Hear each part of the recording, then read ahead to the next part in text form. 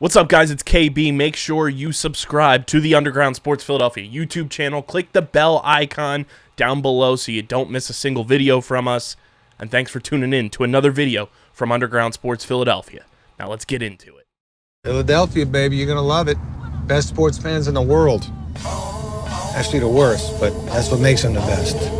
It's 84. Episode number. No, it's 85. God damn it.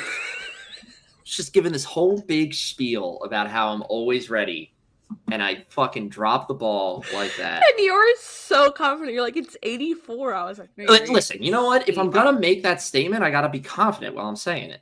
I can't just. I gotta stick. But you're wrong. Yeah, it was wrong. Correct. You're wrong. Hello, everyone. Clearly, welcome to episode number 85 of the F1 Underground podcast.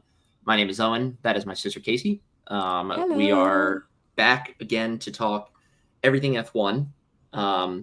Luckily, F1 this week decided to play nice and drop every single news story. Not even this week, today. Today. As we record this, November 12th. So when we literally, I think, 3 news stories broke today? 3 different things? 4. At least 3. 4? Yeah, all right. Mm-hmm. So we'll talk about that in a bit. But we have the return of history with Owen. We got the battle of the GPDA versus the FIA. I think I got that acronym right? Grand Prix Drivers Association? Yeah. GPDA? I was pulling up their statement as you said that. So I will be looking back in history of when, not specifically GPDA, but other groups have formed to kind of go head-to-head with the FIA. And then we'll be doing our normal F1 Threads mailbag. We have a few questions. We have a few. Not a lot. I actually, so my whatever it is, not being on social media is still going right now. So I have no idea what these questions are on. You'll be back. Well, last week I totally forgot. Linus sent me a question on Instagram and then I didn't ask it. Casey. I know. All right. You better apologize to him right now. I know. Okay, I'll do it right now. Okay. Linus's question. It was after Brazil. It was after everything. They wanted to know how you were doing with all of McLaren drama. That was the question. Simple as that. Oh, how I'm doing? Yeah. Yeah, it's a tough question to ask. In regards to McLaren, personally. I'm okay. Yeah, no, I'll say this. It's certainly not boring to watch. That's what I'll say. It's giving me a heart attack most of the time. But for the most part, I'm okay. At this point, honestly, they need to as much as I want him to win, fuck the Lando Drivers Championship. Get that out of your minds. Mm-hmm. Focus on constructors. Win the constructors. Have an awesome comeback year, starting in 4th and winning the constructors.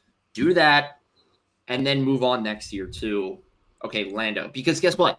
Next year it's going to be a totally different year for Lando because now he's got that first win and multiple wins off of his shoulders. It's going to be a totally different year. You know, it's not going to be I have to do it this year. I have to make sure it happens. It's okay. I did it. It's done. That personal milestone for myself is done.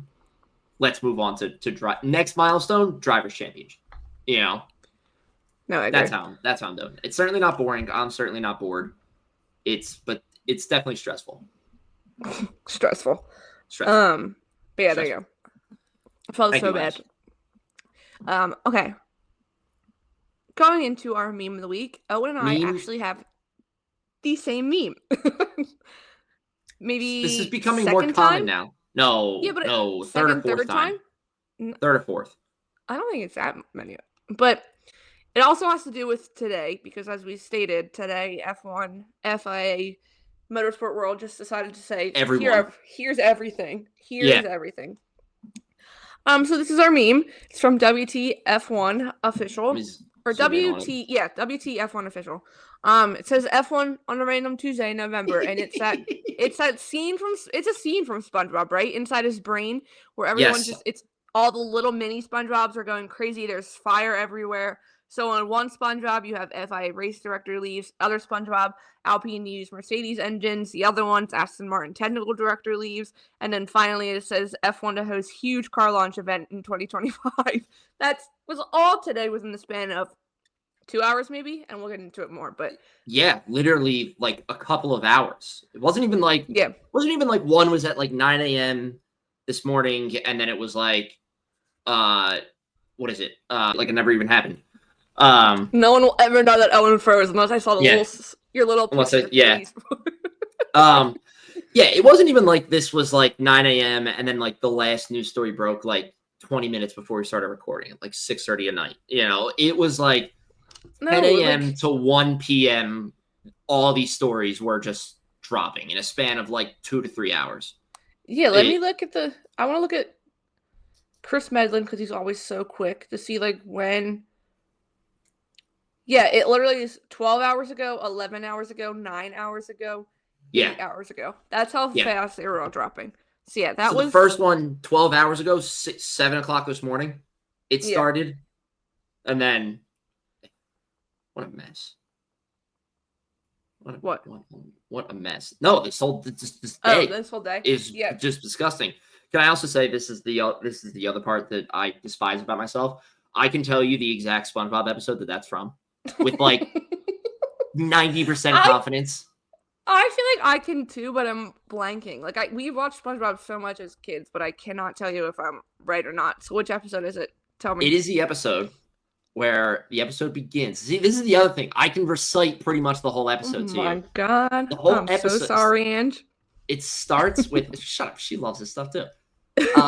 It starts with Squilliam, Squidward's nemesis, coming into the Krusty Krab and seeing Squidward as a cashier, and he's like making fun of him, and then he's like, "I'll come back tonight, and this place better be like a fancy restaurant." So now Squidward's starting to convert the Krusty Krab into a fancy restaurant, and he tells SpongeBob to forget everything and learn fine dining. So SpongeBob's like flipping through a book and he's freaking out because he's trying to learn everything about fine dining, and he forgets his name. So Squilliam at one point, when he later in the episode comes back in and says, "Oh, you did such a good job." Like he's like actually impressed. SpongeBob, he like looks at SpongeBob. He's like, "What's your name?" And SpongeBob is like, And then they cut to this shot where it's all the mini SpongeBobs in his brain being like, "We forgot his name," or like, "We threw out his name." And then they're all running around and the fire's burning. And yeah, it's that. It's also the episode where Patrick, they're doing like roll call. Squidward's like telling SpongeBob what he wants to do. This is great. You should clip this for Instagram and whatnot. But SpongeBob like, analysis. Yeah. So he's doing roll call and Patrick is suddenly in the lineup. And he's like, "Patrick, like, what are you doing here?" And Patrick is going full like base camp or like boot camp military. And he's like, "I thought the Corps would straighten out my life, sir." And he's like, Squidward's like, "The Corps?" Like, and then he takes the hat off. It's also the episode, this never ends, where it's the funny meme of, "May I take your hat, sir?" May I take your hat, sir? That's the episode. The fact that you just gave us the whole 15-minute episode in 10 minutes is probably that entire episode. This brain is filled with copious amounts of information. Talking. I have no fucking idea who that was. So disoriented. It might be the Apple assistant outside my I was like, door, sounded like an Alexa. So yeah, but which mine just heard me on my TV. So of course it did. But yes, that's the episode. All right. With that being said, that was Owen's tangent on SpongeBob. Thank you for listening. That was actually the F1. History with Owen episode. That's what that was. Yeah. Thanks for listening to Underground SpongeBob. New episode next week. Underground SpongeBob. Oh my. No. Paul Kyle. No, I'm not. Moving on. That's the rebrand. Underground SpongeBob. Yeah. That's it, everybody. If we were trying to get in trouble for you having F1 in the name, we would for having SpongeBob in the name. Weekly news, as we just said with our meme of the week, there's a lot of weekly news. I'll keep it short and sweet. Code underground10 when shopping at IPF1Store.com for all your F1 art. Beautiful pieces of artwork on t-shirts. Well, no, not on t-shirts. Sorry, there are t-shirts with the drivers and hats. Yes. But then all the artwork is on anything you can think of: coffee mug, travel mug, to be hung up on your wall, to sit on your desk, everything. So, if you're our listener, this is all found in our link tree, but you can also see the code scrolling at the bottom of every episode. It is underground10 at IPF1Store.com for 10% off your purchase. Weekly news. I'm giving a visual reminder of what the ticker tape looks like. Okay. You're so right. There you go. I'm so tired. Did you run before this? I did run before this, actually. Oh my God, I got like a runner. You know what it actually might be? I'm officially on taper. So it's all this energy that I would normally be like using during my run. As I said before, you went on the SpongeBob tangent. Sorry, Ange. Yes. So. Oh yeah. The amount of energy is insane. Yeah. But yes, on to weekly news. First things first. This piece of news legit broke the next morning, last Wednesday morning. This was this is like old. Yeah. Yeah, this is technically old now, so we'll keep it short. I kind of want to talk about the two leaving within regards. So Sauber, Stake, whatever their team name is, Kick, soon to be Audi, announced that Gabriel Bortoleto will be joining the team next year. He'll be teammates with Nico Hülkenberg. There's like some crazy stat that the last time Nico changed teams, his teammate was a rookie as well. So like it's like before Haas. Every time he goes to a new team, it's like he's partnering with a rookie. So interesting. Yeah, very random. Also, fun fact about Bortoleto, he is signed to Fernando Alonso's management company. So he gets to race against his legit manager because I'm pretty sure Fernando Alonso is technically, his boss, his manager. If you take a look at that website, Fernando Alonso knows how to pick the talent. There are some big names. That does not shock me. Yeah, Chloe Chambers is also represented by him. So really? I did not know that. Yes. Yeah, I posted the link, but you can look it up. And I forget it's all like F2, F3, and then Chloe Chambers as well, and now obviously Bortoleto for F1. Good. But yeah. Fernando taking the old play out of the Mark Webber book and very pushing the manager. And the kid's got a good resume. I think he'll perform well. I also can't get over the fact, like, they have the same hair. That is just a younger Mattia, just next to an aged Mattia. That's what that was. The same exact hair. You showed me the same person. That's They just went back in time and picked them. But yeah, so that is our grid's completely full. Well, no, technically there's one other seat for VCARB next year. It's not technically on Lawson's yet. So that is the only 100%. Open seat. Yeah. And that kind of go ahead. No, go ahead. What are you gonna say? That kind of is dependent on kind of what we have with the similar like Carlos situation, where it's like that VCARB seat kind of gets figured out once Checo is done, like figured out and like complete, you know? Well, and there's very, very, very strong rumors that Checo is staying in 2025. Okay. All right. The man, and I think the rumors were because of how much I think maybe he has more sponsorship deals. The man brings in too much money for them to kick him to the curb, unfortunately. Well, that's actually funny enough. We just watched that episode of Drive to Survive with Force India and Checo and everything. I may have talked about this last week, but talking about how much money Checo brings in from Mexican sponsorships and everything and all this stuff. Yeah. And that's why people keep saying, like, the carryover, if they gave that seat to Franco, would probably be pretty easy because the Spanish-speaking sponsor would probably move to Franco pretty quickly. But there are rumors. There's no confirmation yet. I mean, I think Checo's contract does go through 2025, but there's just been so many It's the rumors 2026. that he's going to, 2026. There's been so many rumors that they were going to kick him to the curb, but I don't think they're going to. But with Bortoleto being announced, we officially say goodbye. This is sad to Zhou Guanyu and the one and only Valtteri Bottas. So this is very, very sad. But now there's strong rumors that Bottas is going to become a reserve driver for Mercedes. Yes, and there's other strong rumors that he could go to IndyCar. Yes. So I told Owen, I said, if he goes to IndyCar, I'm going to every single race. Oh, God. I'm going to every. He would kill in IndyCar with his personality. Yeah. Yeah. The perfect personality. And in true Valtteri Bottas fashion, he posts this lovely video talking about, like, giving his, like, kind of, Joe released, like, a statement. Valtteri gave, like, a little video. And as the video is zooming out, and then you come to realize at the end, Valtteri Bottas is standing there in a Speedo giving his speech. So, of course. You can't, you're, like, watching the video, and you're, like, sad. And then once it zooms out, you're like, okay, thank you, Valtteri Bottas. I'm no longer sad. Thank you. But yeah, I mean, I'm happy Joe was able to finally race at home in front of his home crowd.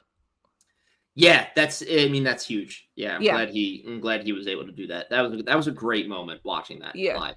Oh, well, it might be one of my favorites from this season. Yeah. But it just meant a lot. But yeah, obviously Valtteri Bottas, and now he's doing all these videos saying, like, what's next? He's totally hinting at something else, but he's saying, like, what's next, and then casually does an Iron Man in his home. What the hell? The best is when he's riding the bike and he's, like, eating a full-on meal, like, of rice on the bike. I mean, if he's home, he might as well. He just does a whole entire... I can't. The man... But someone made a good point. Someone was like, let's not forget that this is what his training regimen was kind of in between that one off season when he wanted to beat Lewis that bad. And look what happened. Oh, yeah. He ended up coming back and doing pretty well. But yeah, sad news. We lose Zhou Guanyu and Valtteri Bottas. An underrated duo, if I have to say so myself. They were a good duo. They were very good marketable duo. They were really good. And I feel like they're probably so different, but I feel like they got along really, really well. I'm sure. You know what it probably was? This is not meant to. I know we rap on them a lot for this, but because Sauber was in a non-competitive position for the entire year, and there was never no pressure. Right. It was never like I have to beat my teammate, that you see with, like, the Ferrari, the McLarens, Red Bull, stuff like that.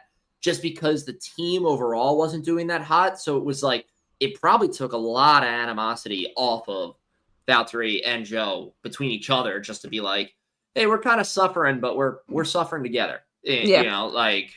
No, I agree. But yeah, sad news. But I am excited to see. I think Nico Hülkenberg is a good person to have in a space where a rookie's coming in. I feel like he has the perfect amount of experience to maybe help Bortoleto settle in. But we have another Brazilian on the grid. We had the first Brazilian on the grid in a really long time. So Brazil next year will be intense. Oh, it's going to be nuts. Brazilian on the grid. If they were that intense for Colapinto. Oh my God.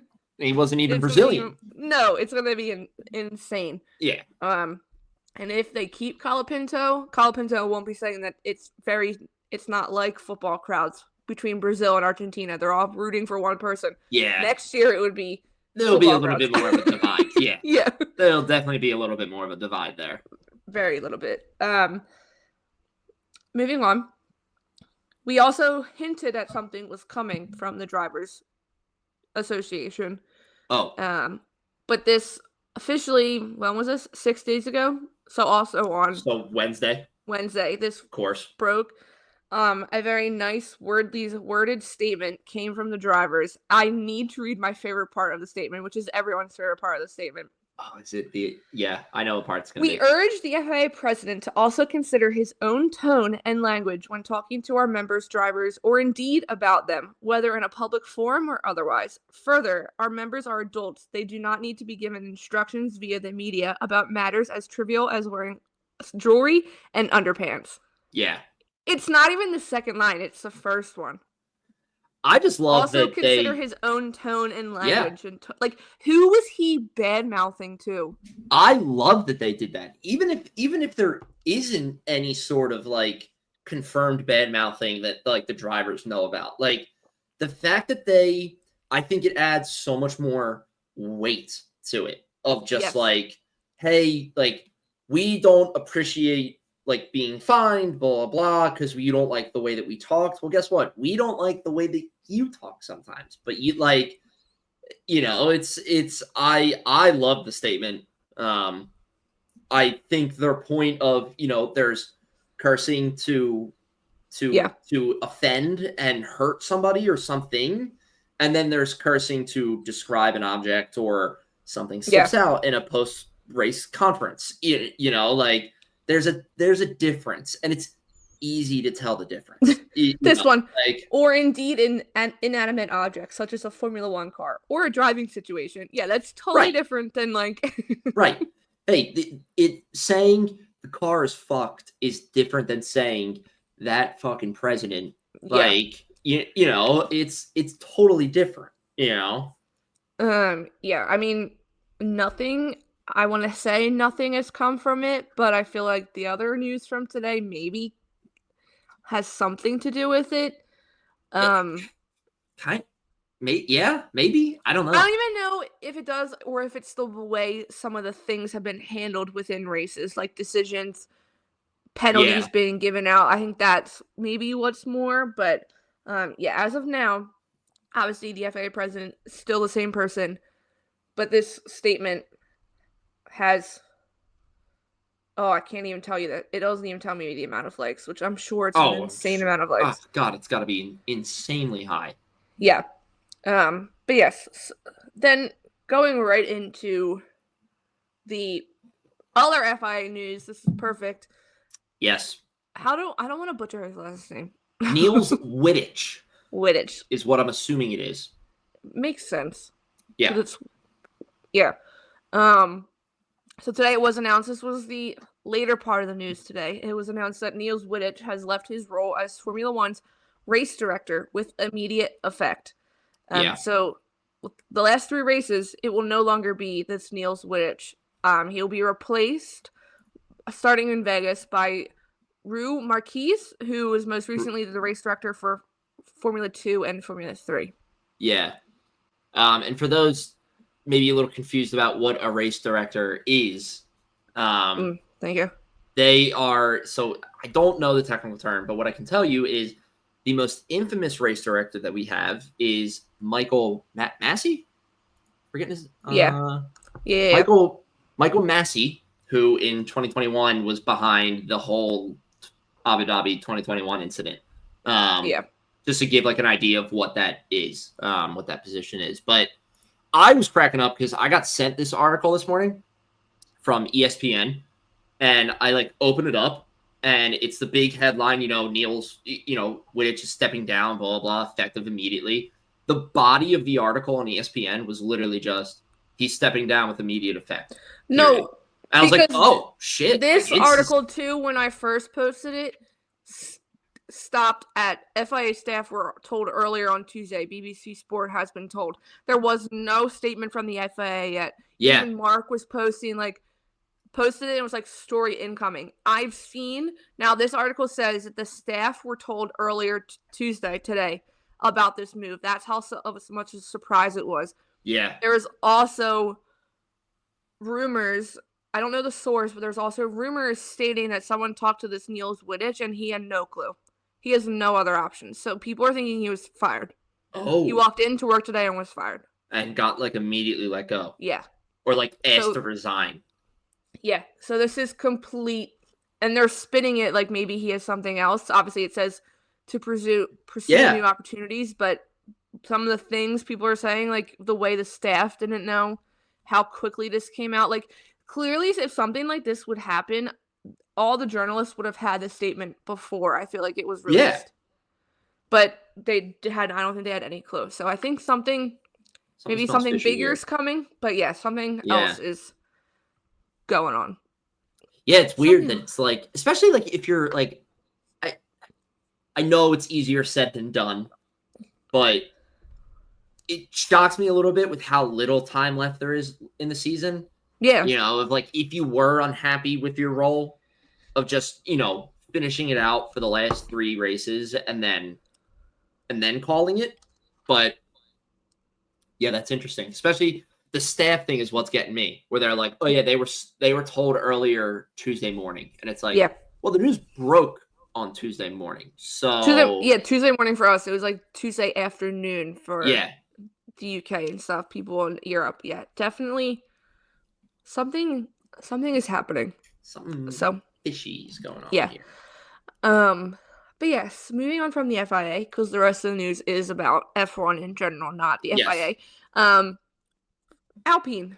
Some exciting news for them. They announced today that they will be using the Mercedes power unit and also gearbox starting in 2026 until at least 2030. So wait, where's that graphic? Our friends at Paddock Passion had a great graphic. Thank you, Paddock Passion. They do always have great. And so quick. So they made like this wheel, and it's the 2026 F1 engine suppliers.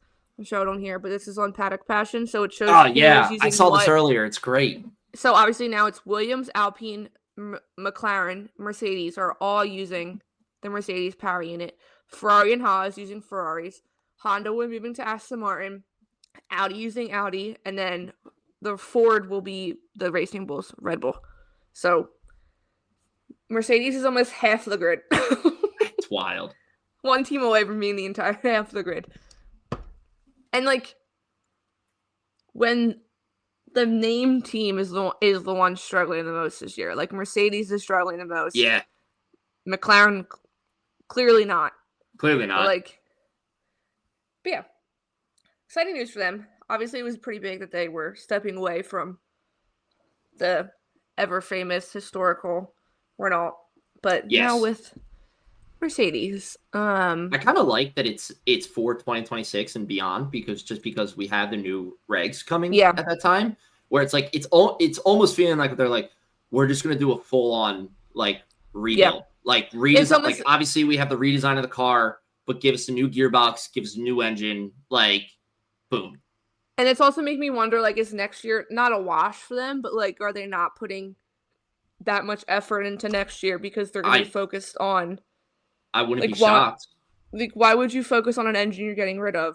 Yeah. For 2026. But I would not be shocked if the bottom half of the teams are kind of, like you said, not really, but for layman's terms, next year is just a wash year for them. Because they're like, you know what? We're not doing the best. They obviously have cars being built for next year, so if it's at this point, it's all right, how much money do we pour into this?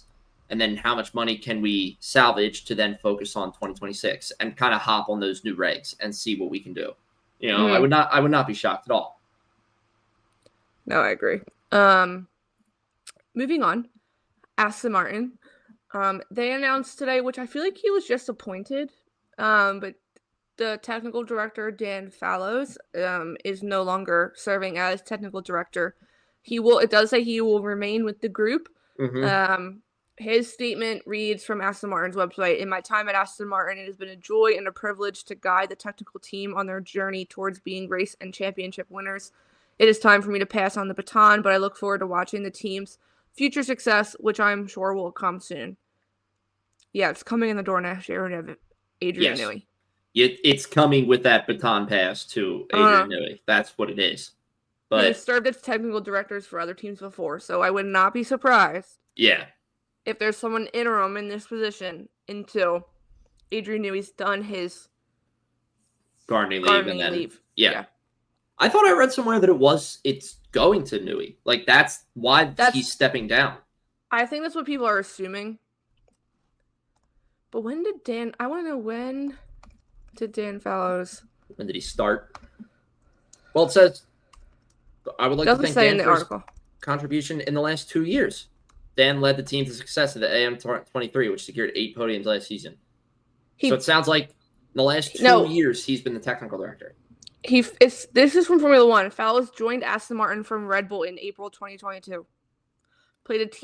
played a key role in their growth and development, which included so it was their insane rise last year, and then ultimately their downfall this year because they have not been the same. No, they have not. They have not. Moving on to some exciting news of a car. Yeah. I'm kind of really looking forward to this. I'm excited for this. Yeah. So next year, all the car launches are going to be on one single day, which is kind of great. I feel like I need to take the day off because that's going to be so chaotic. That's 10 cars we have to take into 10 liveries we have to digest and then be ready to talk about on. Is it one event? Yes. We should live stream. Well, we should, but we can figure that out. So F1 announced today that because next year is the 75th anniversary of Formula One, they are having a 10 teams, all the teams together, one car launch, big car launch at the O2 in London. Tickets go on sale to the general public on Friday. First look at the prices. They don't seem that awful. Really? Yeah. Hold on. Should we try to get media passes? In London? I get it. You never know. I get what's it called? Passport. Passport? So, yeah. Thanks to Hells, which happy birthday, Hells. Happy birthday, Hells. From McLaren's website or app, they put up there that F1 will be selling tickets at, I guess it's euros or pounds. So, cheapest are 58, 85.50, 113. Based on a location of seats within the O2. And then there's these prices include the booking fees, and there's an additional transaction fee of $2.50 per order will apply. That might be the cheapest thing. That damn fees. But that might be the cheapest thing F1 has to offer. That's cheaper than any merch out there right now. It is cheaper than merch. But yeah, I think people are a little I also posted today, I said, I'm just here for the fact that Lewis Hamilton's first Ferrari car launch will be in front of Toto Wolff. Oh, They'll be on the same stage. Because there's been some, I don't know if you've seen, there's been some wild quotes coming from Toto Wolff this week. I haven't seen on Lewis Hamilton. We all can talk about it after we do this a little bit. I can read some of them. Oh, yeah. But yeah, I'm excited. I think it'll be cool. All the cars love at this one idea. time. I love this idea. The only thing I worry about, and this was my first thought when I saw this news pop up, is are the drivers going to hate this? Because because when they come to the States, it's all they talk about is how the races are much more about the spectacle than they are the sport itself. Yeah, next week they're going to hate it. Yeah. And this is all this to me is just screaming spectacle. And it's I don't blame Formula One for capitalizing on recent popularity and also the fact that it's your 75th year. Absolutely, you're going to do something to celebrate the 75th year.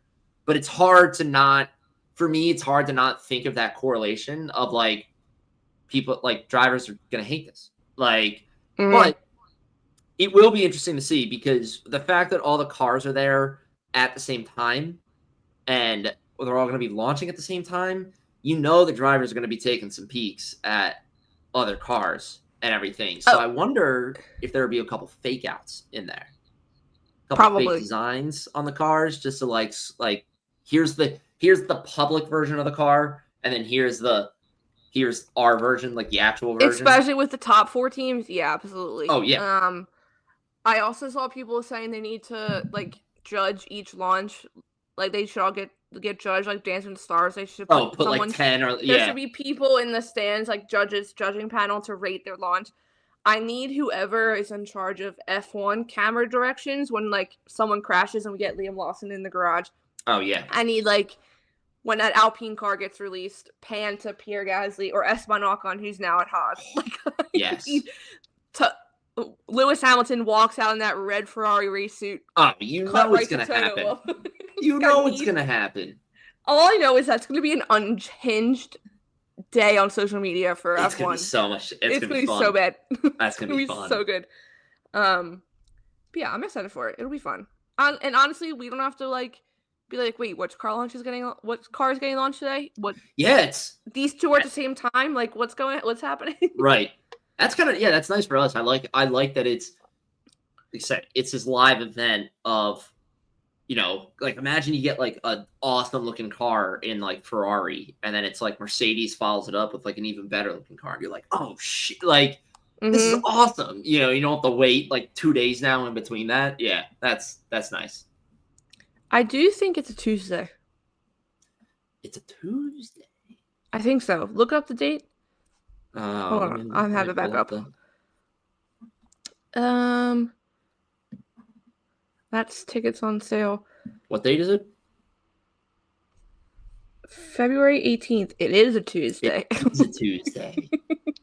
Be like, sorry, my boss, I gotta leave early. We gotta go live stream this. That is a Tuesday. If that runs late into the night, I'm gonna have to work from home on that Wednesday just to. Well, it's gonna be in England, so it's midnight now. It's midnight now? Normally 7 o'clock is midnight. Oh.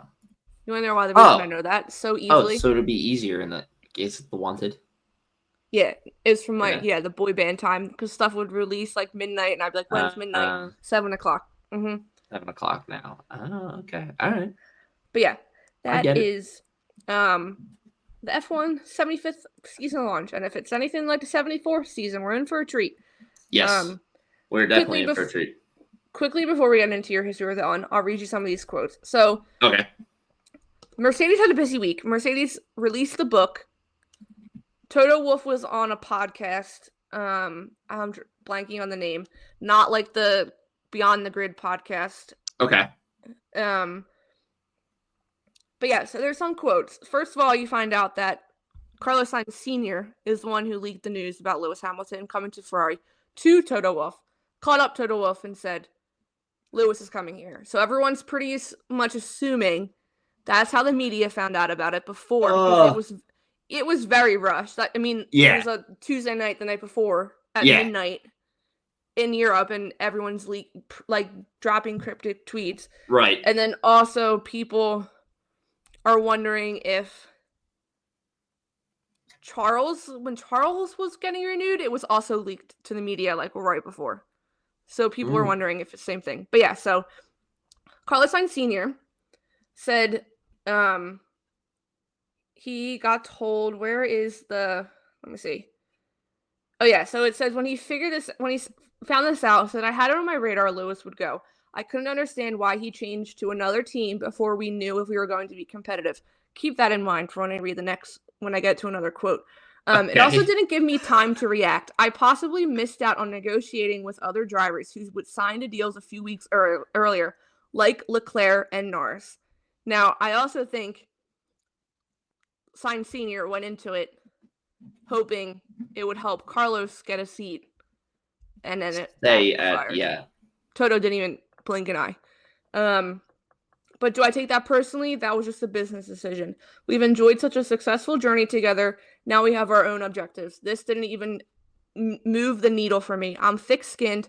I've had some pretty tough moments in my life. This doesn't compare. This person's Twitter account posts Toto Wolff's full government name. This doesn't even move. Yeah, okay. I like the situation with Lewis leaving Ferrari. It helps us because it avoids the moment where we need to tell the sport's most iconic driver that we want to stop. So I told you to remember that first part a few seconds ago. Wait. Read that again? What? I like the situation. It helps us because it avoids the moment where we need to tell the sport's most iconic driver we want to stop.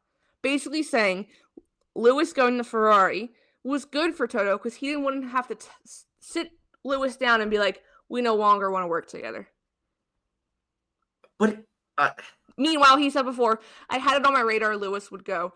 I couldn't understand why he changed to another team before we knew if we were going to be competitive. Wait. But yet we're we're happy he made the decision for us. Then this part, there's a reason why we only signed a 1+1 year contract. We're in a sport where cognitive sharpness is extremely important, and I believe everyone has a shelf life.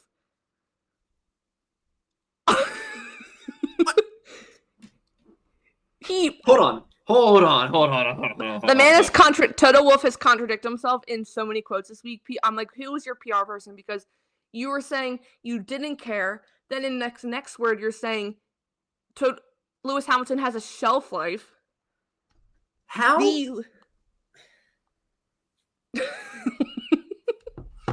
I'm still. Is that it? Is that all of it, or is there more? Yeah, that was the most. I mean, there's other stuff, but those were the most, like, the two. The big ones? Yeah.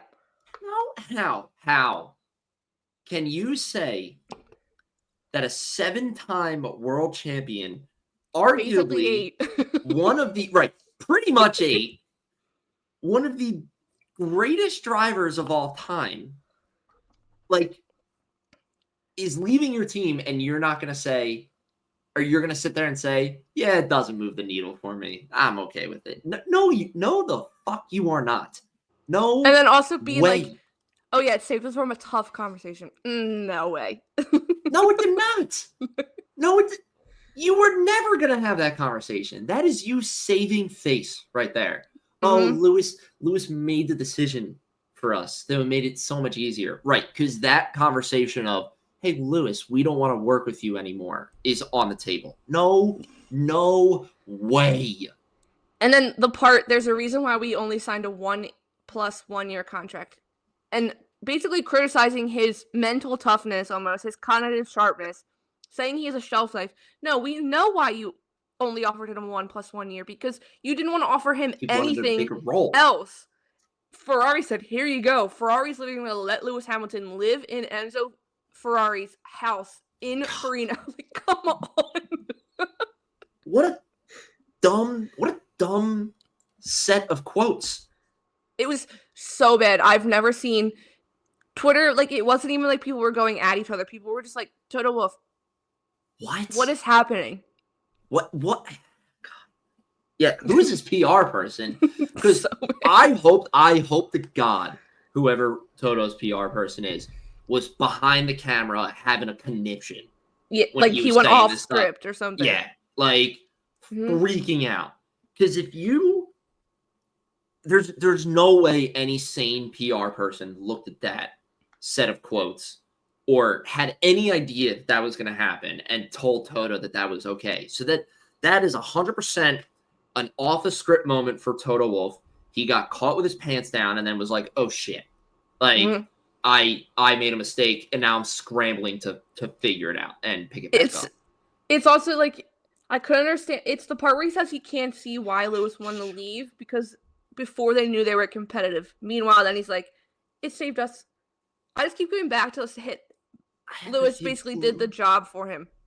Like, Lewis has a shelf life? What? Lewis, it's basically like Lewis quit before he could be fired. No, he wasn't to be fired. Yeah. Now this is why you being off of social media this week was good, because you missed these entire things. So we got your good reaction. This is so dumb. What? I just God. Not first of all. Let's take this out of the picture. This is some all-time Owen rants on this episode. You got the SpongeBob rant, now you got this rant going too. Let's take the fact out that Lewis has been driving for you for God knows how long. I can't even think of the number right now. I can't remember. He's a great driver. So any self-respecting team principal would know to look at Lewis and to not say those things, and would know, like, oh, I know I'm going to get heat if I say these things. Even if it's Fred, if it's Christian, if it's Oliver Oaks, they know I'm going to catch flack if I say these things. Yeah. But you are his team principal with 3 races left in the season. And he's driven for you for so fucking long. He joined in 2013, just to let you know. He's driven you for 11 years. 11 years. He's given you every championship that team has at the moment. And you're going to get caught in 4K saying he has a shelf life and, oh, he quit before we could fire him. That's what? Like, and when there's Mercedes has already been under fire with Lewis that from this season because people are questioning Lewis's talent still because of how bad his car is. Like, come on. You're not putting yourself in a pretty That's light absurd. there, Toto Wolff. That is absurd. I have to send you this one screenshot where the Twitter account that was posting the quotes literally posted Toto Wolff's entire full government name. I love like, they didn't even say Toto Wolff. Calm Because you out. could tell they were, because it's like a Lewis account, so they were just Yeah. pissed by that point, putting that quote. But yeah, I'm happy that we read that one. That was a good addition. But yeah, that. God, what a stupid move. Mm. Moving on. I gotta like History, calm though. down now. Well, I'll do the little ad read. History of Owen, brought to you by Box today because there's no race recap. Your one-stop shop app for all things Formula One. Stats for the races past that just ended or coming up. Even history facts. Everything you think of. As we say, made by fans for fans. It's great. Coupon code is Underground30. Also, you can shop from the link in our bio. It goes right to the App Store and applies that 30% discount. Much easier than having to remember the coupon code. Yeah. But yeah, history with Owen. History with Owen. So we talked about this a little bit earlier, but obviously this past week. Where I sit back. Yeah, this is where you sit back, you take a break. It's all right. I take a break during the weekly news, so I sit there. Yeah. So we talked. Obviously, the GPDA this past week released a statement criticizing the FIA, specifically President Ben. I'm going to butcher his last name, like Sulayem or something like that. And how he treats the drivers when they let the occasional curse word slip. So Casey, you had brought this up. There was a user on TikTok who kind of asked the question of, has this been done before, where the drivers have kind of released a joint statement against the FIA? Yeah, it was Caitlin with a K. So thank you for inspiring this little segment, History with Owen. So. Yes. So I did a little digging, trying to find any situation when this happens. I couldn't find a specific example. So I believe this is the first time when the drivers themselves have kind of released a press statement. But I was reminded of a situation that I first discovered when I read The Formula, which is, by the way, it's a great book. If anybody's interested in the history of Formula One, it's a fantastic read. I highly recommend it. But there was a time when the teams of F1 took a stand against FIA and actually threatened to break away into making their own racing series because they were very unhappy with how the FIA was handling things. Was this in Brawn? This was covered in Brawn a little bit, yes. So it's right around 2008 time. There was an organization within Formula One. Sorry, I had to find my spot in my notes where I was going to segue into it. But there was an organization within Formula One that was called FOTA, and it was stood for the Formula One Teams Association. This was a group that was formed in 2008, and the overall goal of the group was to give the Formula One teams a voice in negotiations when dealing with the FIA and Formula One Group, which is the managing commercial rights owner of Formula One. So the dispute between the FIA and FOTA started in 2008 when FIA President Max Mosley proposed an idea to include an optional budget cap regulation for the 2010 season. So it was like, hey, there's going to be a cost cap, but it's optional. You can either opt in or opt out. This would cap teams' expenses at 30 million, I believe it was pounds. I could be completely wrong, but allow them to have a greater freedom when it came to technical or design changes. So pretty much was like, hey, we kind of can do whatever we want as long as we're staying underneath this cost cap.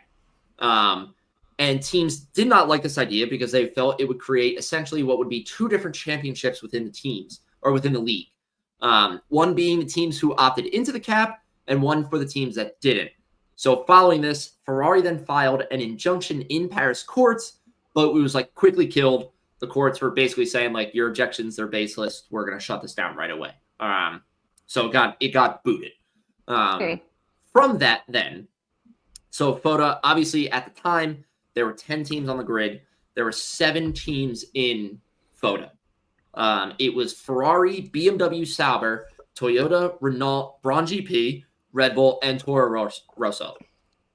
They announced that they were going to leave Formula One and start their own league that would be free from control of the FIA.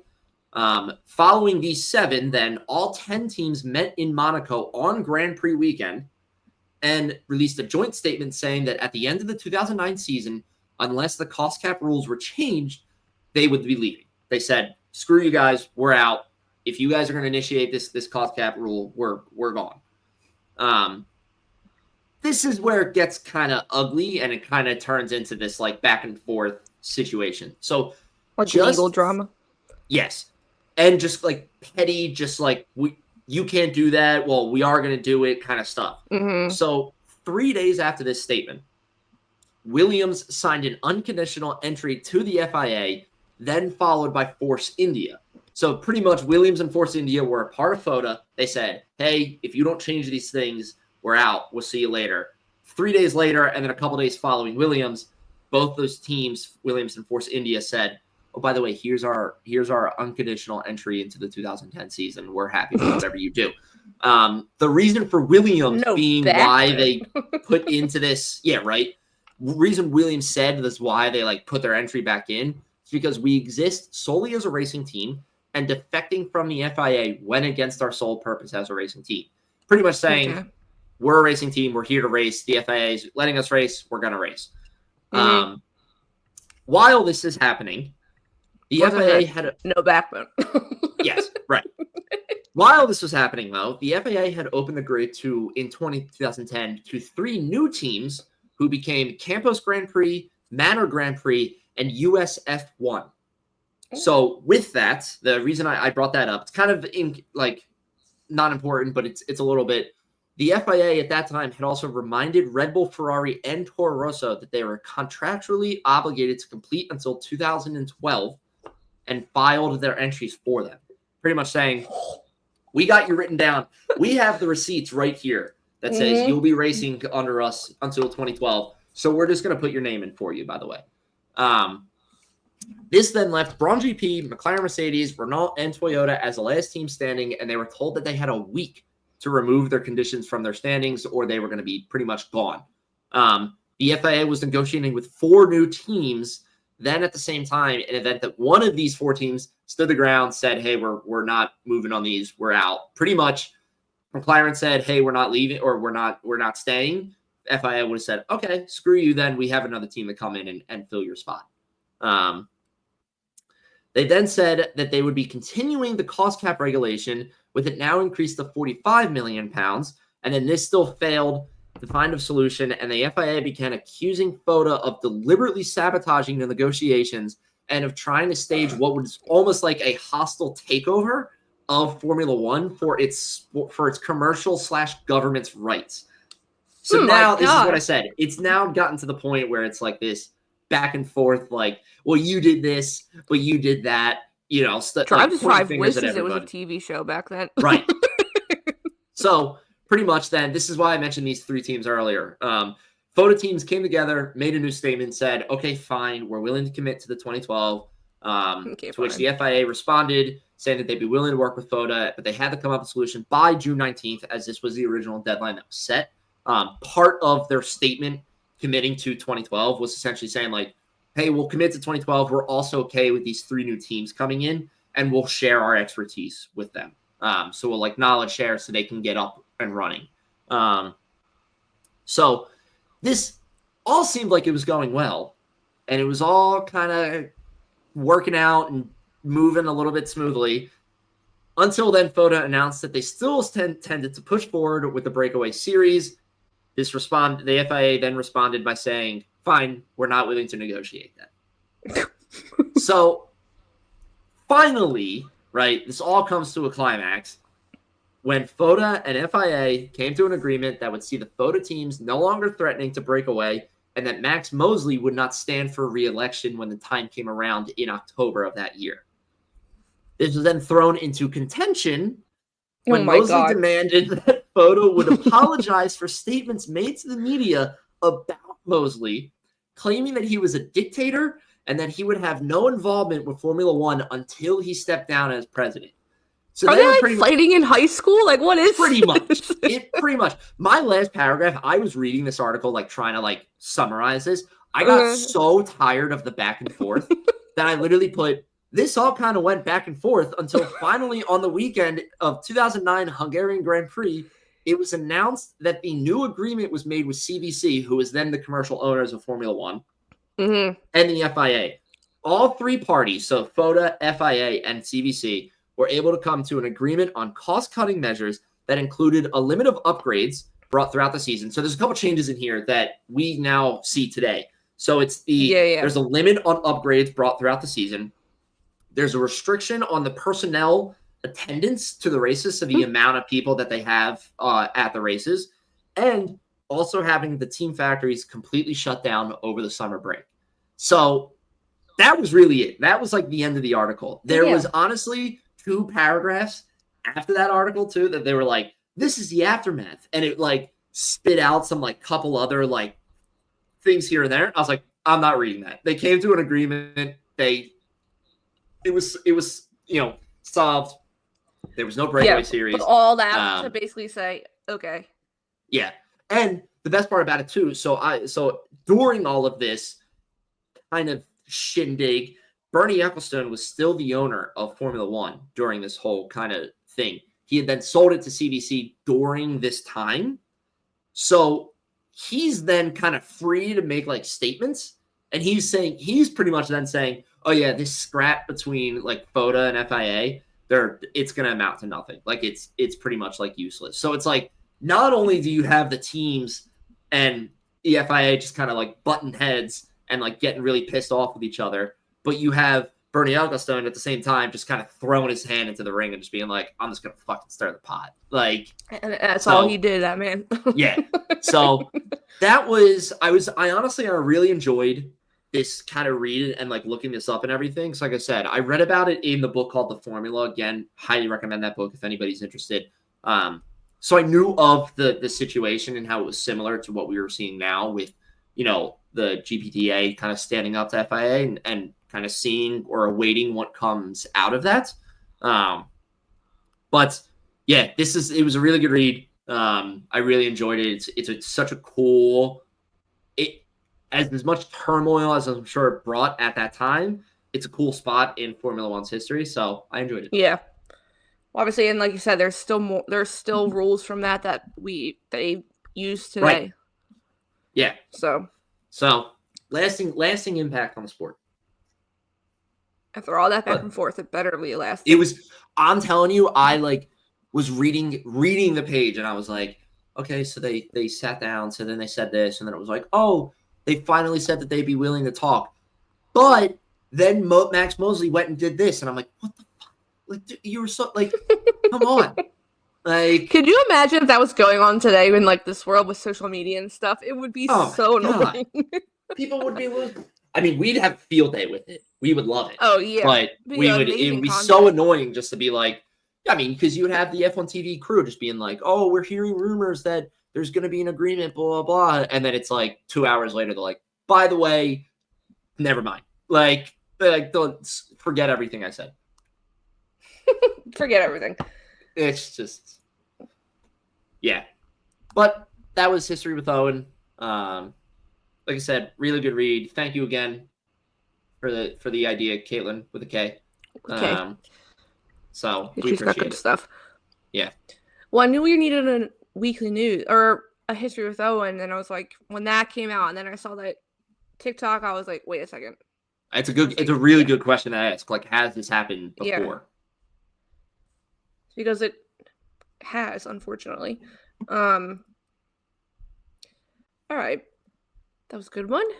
Last segment, and these will be quick. Like I said, there's not that many questions. F1 Threads mailbag.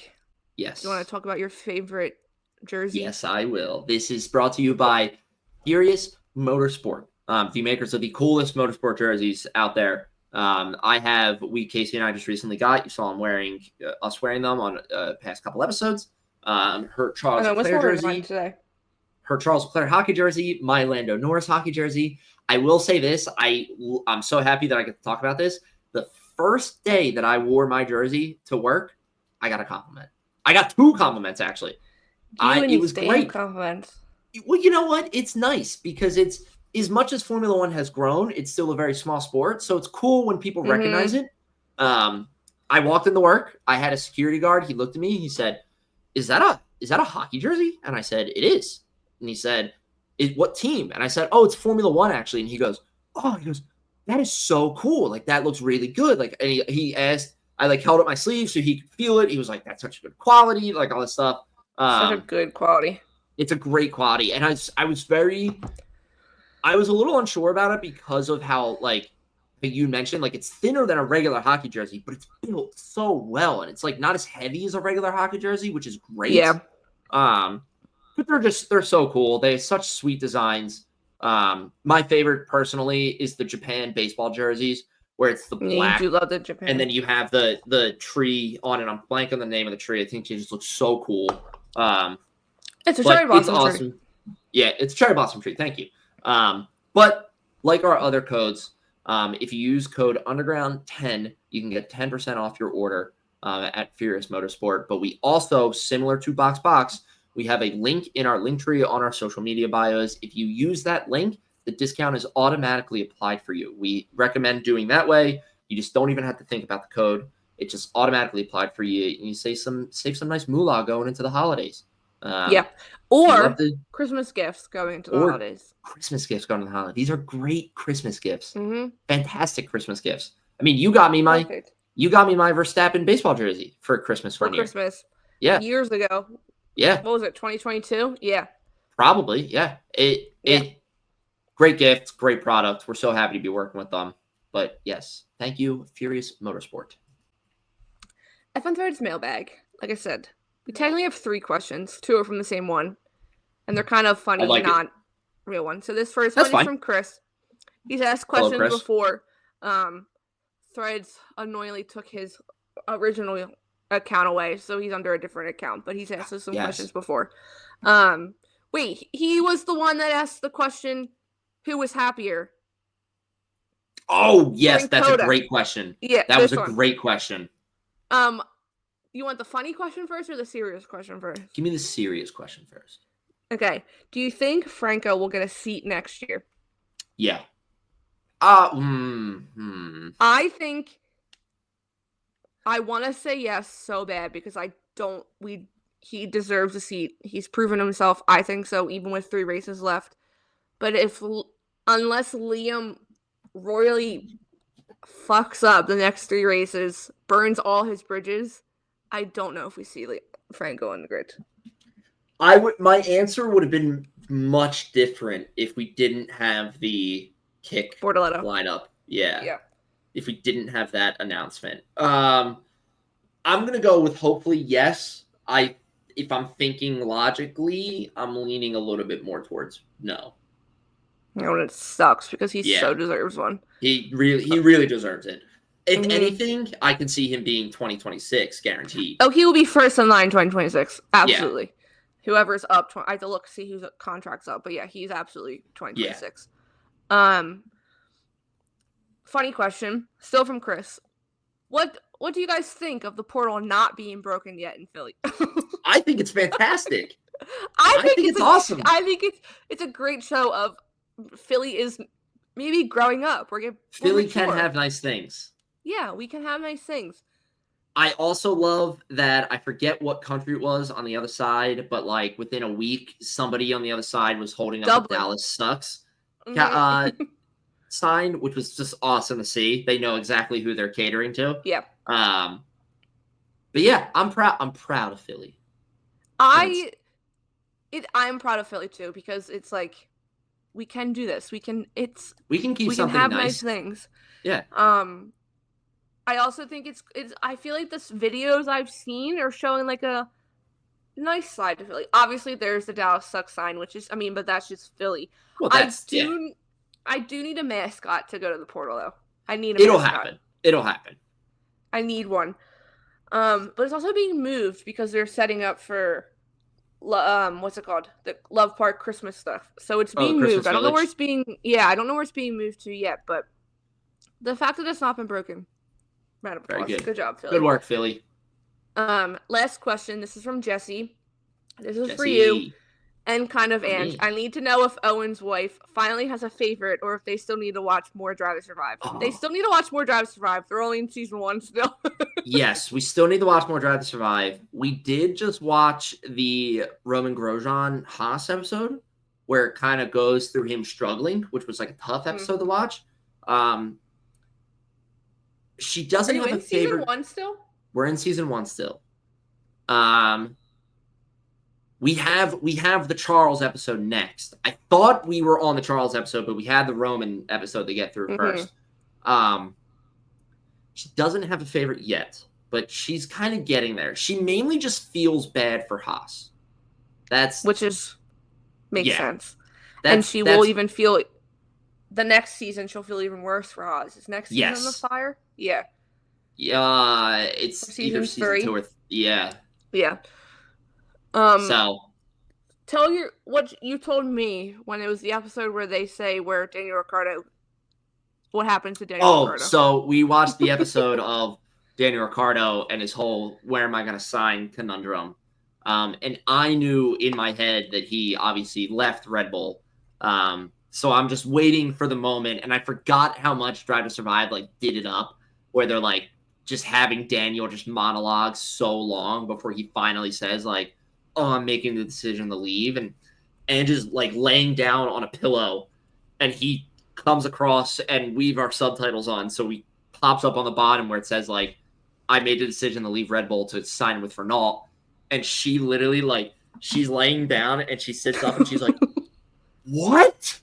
It's and it's the best too, because I forgot about this as well. He spends the episode is perfectly crafted because it's the episode also where it's Red Bull gets its engines from Renault, and Renault's having all these issues. So it's it's that, and then with the cherry on top of Daniel's leaving Red Bull to go to Renault is perfect.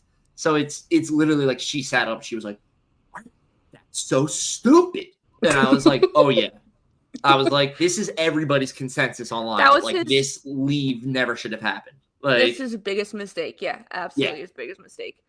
Those were all our questions. Like I said, well, when I first posted, there was no news that broke today, and then all the news broke. So, knew there wasn't gonna be a lot. But do you have anything else to add before we? I have close nothing us to add. Down. You want me to close us out, or you want to do it? I can do it. Thank you so much. You opened us up. Thank you so much for joining us for episode 85, not 84, Owen was so confident in saying. We will be back next week. It's Vegas week. So we'll have some race predictions. First, early look at the weather. It's going to be a cold one. So all those you people that are going super last minute better pack some warm clothes. No, the low at nighttime one night is 40 degrees. 50, 40 degrees. Oh, those tires are going to be so... Yeah. Those tires... the surface temp is going to be brutal. It's going to be awful. Oh. So yeah, thank you so much for joining us. Like I said, we'll be back next week with some other things. We'll just, hopefully, I'm sure there'll be more news. But we'll have some race predictions and kick off the last triple header of the season, the last 3 races of the season. So that's also marathon preview episode. No, we can give Owen. Yeah. Owen can do marathon predictions. There you go. That's what we should do. Yes. As always, please go give us a follow over on Instagram at Threads at UndergroundF1 and over on Twitter at Underground_F1. I'm sure if you follow us on Instagram, Threads, if you follow me on TikTok, you've seen my little fun series that I started with painting the helmets because, like I said, I've always wanted my Christmas tree to have the mini helmets, but they're so expensive, so that ain't happening. So why not paint them? I like to do some arts and crafts. So they look great. Yeah, I have 3 done. I'm gonna do some more, not today, but I'll do some more and I'll keep posting them. So as always, go give us a follow on social media wherever you listen to your podcast. Comment, subscribe. Over on YouTube as well. Thank you so much for joining us, and we will see you all next week. See you later, people.